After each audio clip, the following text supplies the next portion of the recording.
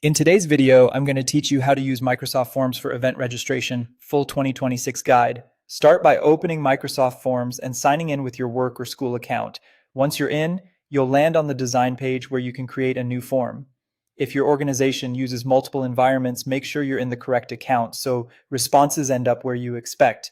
For the fastest setup, look for the registration option or open the template gallery and choose the event registration template. This template gives you a solid starting point with common fields already laid out, saving you time while still letting you customize every detail. Begin by editing the title, description, and event date. Write a clear title attendees will recognize instantly. In the description, add the who, what, when, and where, include the time zone, venue, or virtual platform, and any key instructions.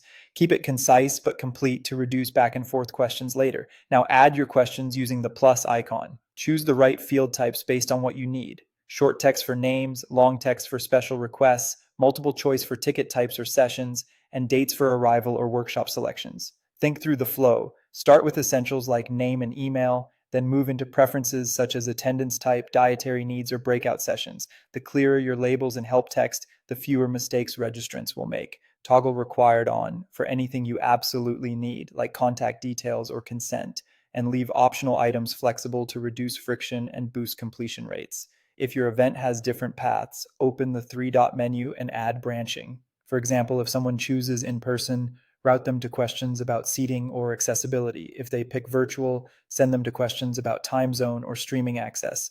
Branching keeps each person's form short and relevant. Click Style to select a theme, adjust the layout, and add a background image. Choose high contrast colors for readability and align the look with your event branding without sacrificing clarity.